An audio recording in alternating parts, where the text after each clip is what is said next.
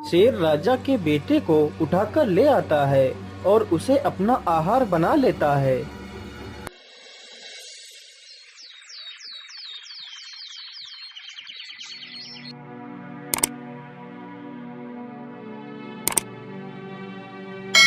हाय हाय, मेरा बेटा कहाँ गया? मेरे बेटे को कोई चुरा कर ले गया है। महाराज, मेरे बेटे को ढूंढ लाइए, नहीं तो मैं भी अपने प्राण त्याग दूंगी। लेकिन महारानी जी, आखिर इस महल से बच्चे को कोई चुराकर कैसे ले जा सकता है? महाराज, मैं कुछ नहीं जानती, बस मुझे मेरा बच्चा लौटा दीजिए। ठीक है महारानी जी, आप शांत हो जाइए। सैनिकों, तुम लोगों के रहते हुए हमारा बच्चा गायब कैसे हो गया? जाओ और मेरे बच्चे को ढूंढ कर लाओ, नहीं तो तुम सबको फांसी पर चढ़ा दूंगा। फिर सारे सैनिक राज्य में घूम घूम कर सभी से पूछने लगते हैं। अरे घनश्याम भाई, राजा साहब का बच्चा तो कहीं नहीं मिला है। यदि वापस महल चलोगे तो राजा हमें फांसी पर अवश्य चढ़ा देगा। चलो कहीं दूसरे शहर भाग चलते हैं। यदि हम सही सलामत रहेंगे तो पैसे कहीं भी कमा सकते हैं। इतना सोचकर वह दोनों वहां से चले जाते हैं।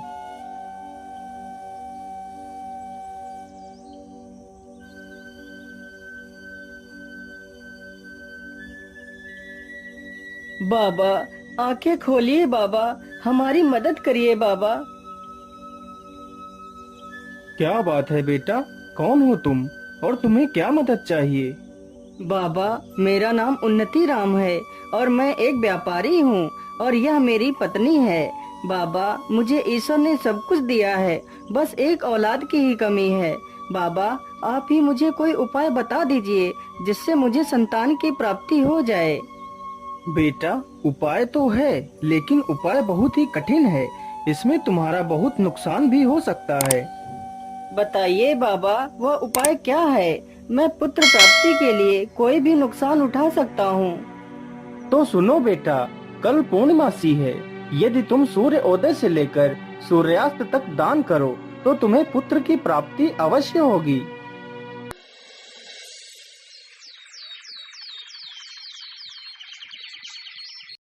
अगले ही दिन सुबह होते ही व्यापारी दान करने लगता है। दान करते करते उसे पूरा दिन गुजर जाता है और उसका सारा धन सूर्यास्त से पहले ही समाप्त हो जाता है। अरे मालिक, इस गरीब को भी कुछ दे दीजिए मालिक। बोलिए बाबा, आपको क्या चाहिए? मालिक, मैं बेसहारा हूँ और इधर उधर की ठोकरें खाता हुआ घूम रहा हूँ मालिक। मेरे पास रहने के लिए घर तक नहीं है। यदि आप मुझे अपना यह घर दे दें तो आपकी बहुत कृपा होगी मुझ पर। ठीक है बाबा, जाइए, मैंने आपको यह घर दे दिया। मालिक, मैंने 4 दिनों से कुछ भी नहीं खाया है मालिक, और ना ही मेरे बीवी बच्चों ने कुछ खाया है। जैसे ही मुझे आपके बारे में पता चला, मैं दौड़कर आपके पास आ गया मालिक। यदि आप मुझे 10 सोने की मुद्राएं दे दें तो मैं अपने परिवार का पेट कुछ दिनों के लिए पाल सकता हूँ। हे भगवान, अब मैं क्या करूँ? आखिर इसे 10 सोने की मुद्राएं कैसे दूं, जबकि मेरे पास तो कुछ भी नहीं बचा है। क्या करूं भगवान? क्या सोच रहे हैं मालिक? क्या आप मेरी मदद नहीं करेंगे मालिक? नहीं नहीं, मैं तुम्हारी मदद अवश्य करूंगा। चलो मेरे साथ, मैं तुम्हें स्वर्ण मुद्राएं देता हूँ।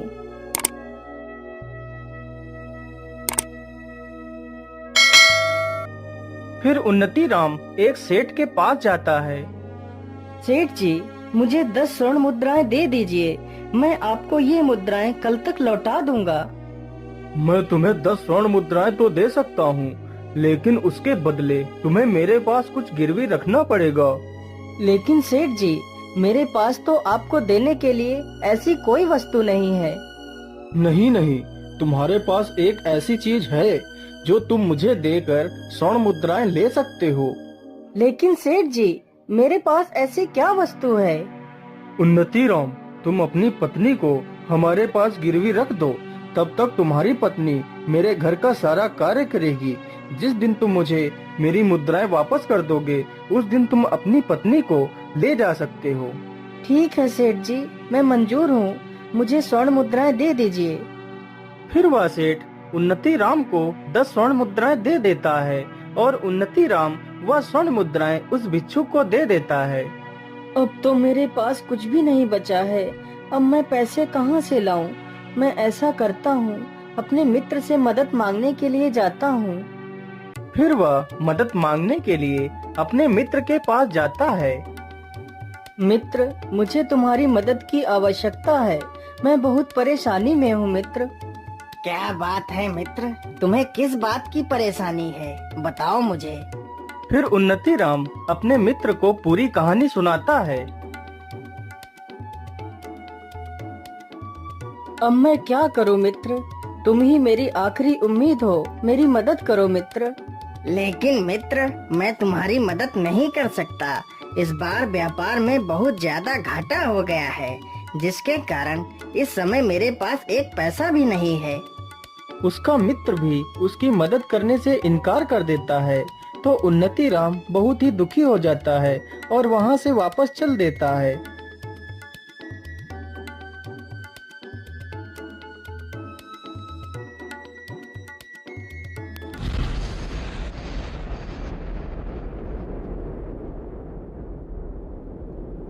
मुझे लगता है बहुत जोर का तूफान आने वाला है।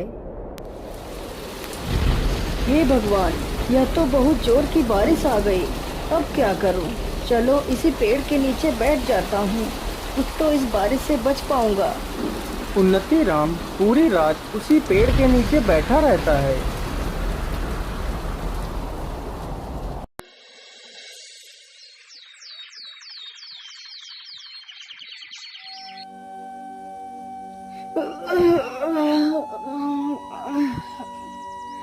अरे सुबह तो हो गई, चलो चलता हूँ।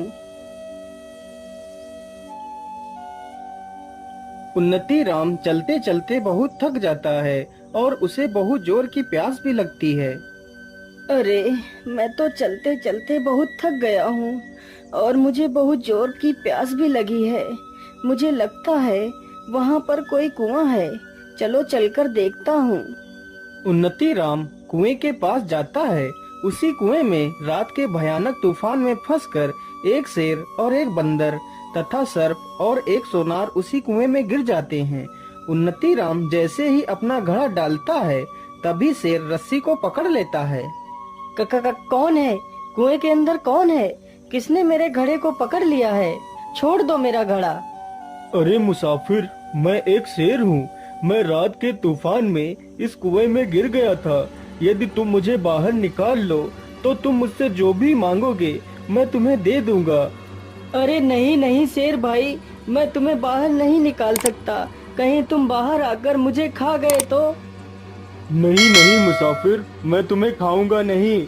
कृपया कर मुझे इस कुएं से बाहर निकाल लीजिए। फिर उन्नति राम उस शेर को बाहर निकाल लेता है। हे मुसाफिर, मेरी जान बचाने के लिए मैं तुम्हारा बहुत बहुत धन्यवाद करता हूँ। मैं यहीं पास की गुफा में ही रहता हूँ। यदि तुम्हें कभी भी किसी प्रकार की मदद की आवश्यकता हो तो मेरे पास अवश्य आना। इतना कहकर शेर वहाँ से चला जाता है।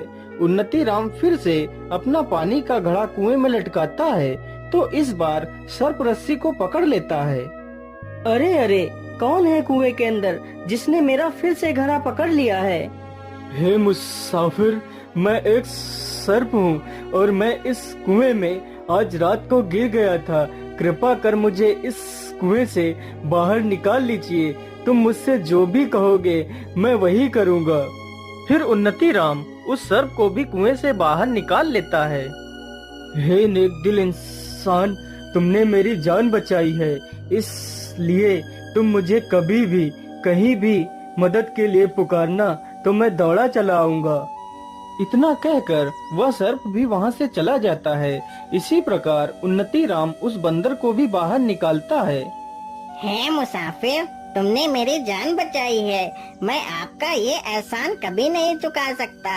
तुम्हें जब भी मेरी मदद की आवश्यकता पड़े तो मेरे पास आ जाना, मैं आपकी मदद अवश्य करूँगा। लेकिन मेरी बात याद रखना, इस कुएं में एक सोनार गिरा हुआ पड़ा है, तुम उसे बाहर मत निकालना, वह बहुत ही दुष्ट तथा कपटी है।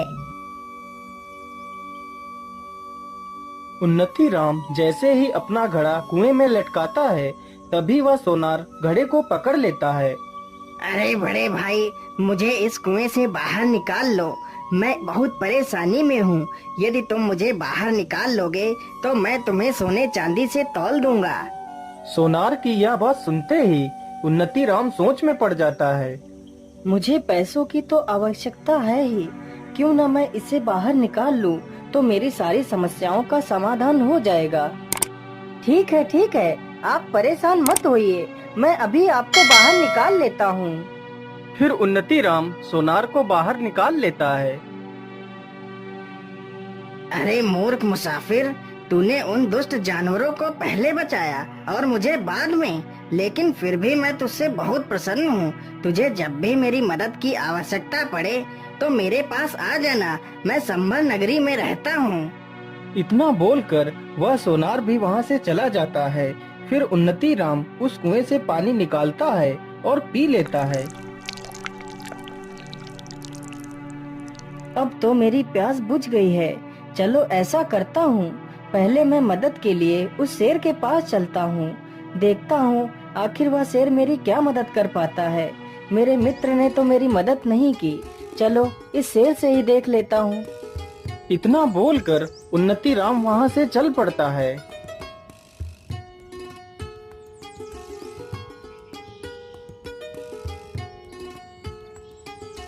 आइए मुसाफिर, तुम्हारा स्वागत है। बोलिए, तुम्हारा यहाँ आना कैसे हुआ? शेर तुरंत ही गुफा के अंदर जाता है और 2 सोने के कंगन लेकर आता है। ये लो मुसाफिर, मेरे पास इतना ही है, लेकिन इतने में ही तुम्हारा काम हो जाएगा।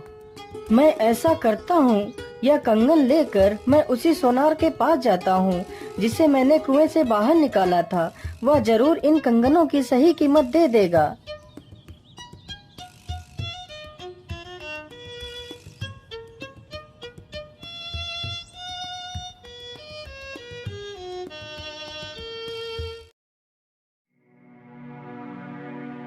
अरे बोलिए भाई, तुम्हारा यहाँ आना कैसे हुआ? अरे भाई, मैं ये कंगन बेचने के लिए आया हूँ। फिर वह सोनार उन कंगनों को ध्यान से देखता है। अरे ये कंगन तो राजा के पुत्र के हैं, जो पुत्र कुछ दिन पहले ही चोरी हो गया था, तो इसका मतलब राजकुमार को तुमने ही चुराया है। नहीं सोनार भाई, मैं चोर नहीं हूँ। यह कंगन तो मुझे उस शेर ने दिए हैं जिसकी मैंने कुएं से जान बचाई थी। तुम झूठ बोल रहे हो, चलो राजा के पास, वहीं पर फैसला होगा।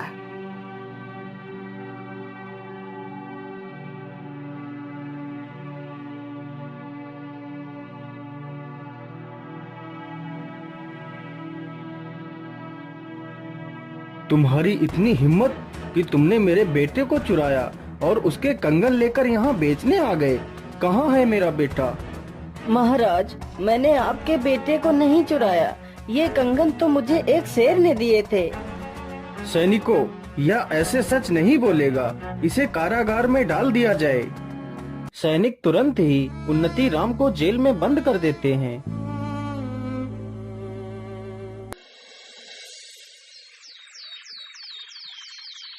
हे भगवान, ये कैसी मुसीबत में फंस गया हूँ, क्या करूँ, कैसे निकलूँ इस जेल से। मैं ऐसा करता हूँ, अपने मित्र सर्प को बुलाता हूँ। जैसे ही वह उस सर्प का स्मरण करता है, तभी वहाँ पर वह सर्प आ जाता है। बोलिए मित्र, मुझे तुमने यहाँ क्यों बुलाया है और तुम्हें इस कारागार में किसने बंद किया है? फिर उन्नति राम उस सर्प को सारी घटना के बारे में बताता है। तुम परेशान मत हो मित्र, जो मैं कह रहा हूँ उससे ध्यान से सुनो। आज रात मैं इस राजा को डस लूंगा तो राजा मूर्छित हो जाएगा, सुबह होते ही राजा को अनेकों हकीम वैद्य ठीक करने के लिए आएंगे, लेकिन मैं राजा के शरीर से जहर को उतरने नहीं दूंगा। तुम इस कारागार में बैठकर बस यही बोलते रहना कि सर्प का काटा हुआ तो मैं भी ठीक कर लेता हूँ, लेकिन मैं क्या करूँ? मैं इस जेल में बंद हूँ, क्या कर सकता हूँ? यह तो राजा का दुर्भाग्य है। फिर तुम्हारी इन बातों को कोई ना कोई सुनकर तुम्हें राजा को ठीक करने के लिए अवश्य बुलाएगा। तुम आना और चुपचाप बैठकर झूठ मूठ का मंत्र पढ़ना, तभी मैं राजा के शरीर से अपने जहर के प्रभाव को खत्म कर दूंगा। तो राजा तुम्हें इनाम भी देगा और तुम्हें आजाद भी कर देगा। उन्नति राम ने सर्प के कहे अनुसार ही किया। सर्प वहाँ से चला जाता है और राजा को डस लेता है। सुबह होते ही पूरे राज्य में हंगामा कट जाता है। कई प्रकार के वैद्य डॉक्टर सब आते हैं, लेकिन राजा को कोई ठीक नहीं कर पाता है।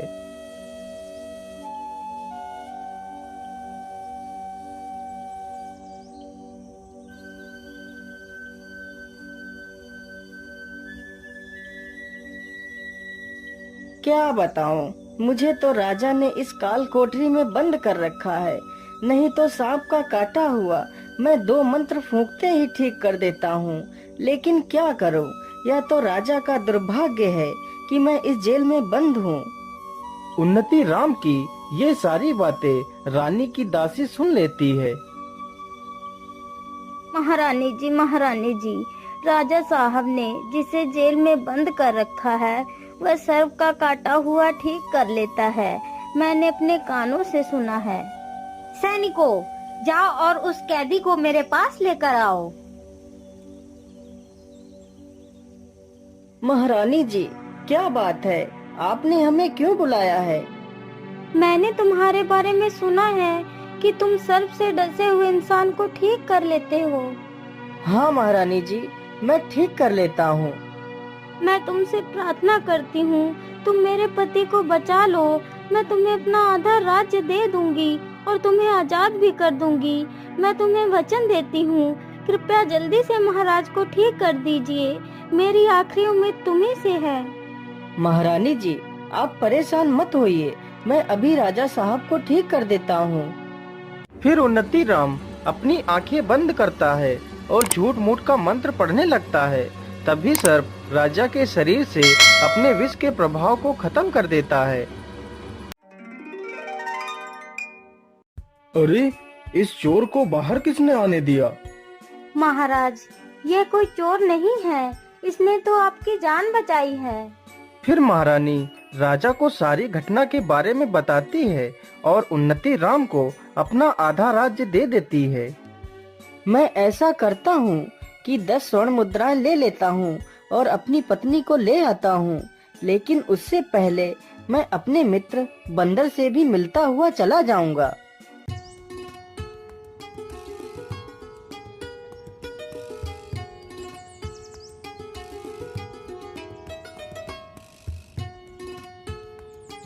आइए मित्र, तुम्हारा स्वागत है। बड़े दिनों के बाद आए हो मित्र। मैं तो तुम्हारी ही प्रतीक्षा कर रहा था। बोलो मित्र, तुम्हें क्या चाहिए? मित्र, मुझे कुछ नहीं चाहिए, बस मेरा मन किया तो मैं तुमसे मिलने चला आया। अरे मित्र, तुमने मेरा जीवन बचाया था, इसलिए मैं तुमसे बहुत खुश हूँ और मैं तुम्हें कुछ देना भी चाहता हूँ।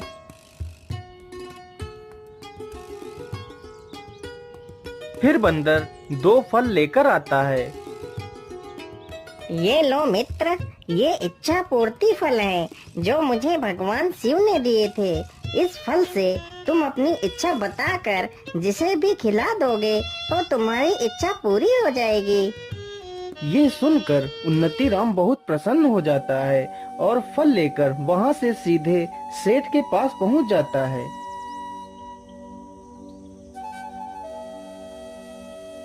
ये लीजिए सेठ जी, अपनी 10 स्वर्ण मुद्राएं। हे इच्छा पूर्ति फल, तुम इस सेठ को एक मुर्गी बना दो। सेठ जी, आज मैं अपनी पत्नी को वापस पाकर बहुत खुश हूँ और इसी खुशी में मैं आपका मुंह मीठा कराना चाहता हूँ। ये लीजिए फल खाइए। हाँ हाँ, क्यों नहीं, लाइए, मुझे फल दीजिए। सेठ जैसे ही वह फल खाता है, वह एक मुर्गी बन जाता है। हे इच्छा पूर्ति फल, मुझे मेरी पत्नी से एक सुंदर सा पुत्र चाहिए। ये लो चंद्रप्रभा, तुम इस फल को खा लो। जैसे ही चंद्रप्रभा उस इच्छा पूर्ति फल को खाती है,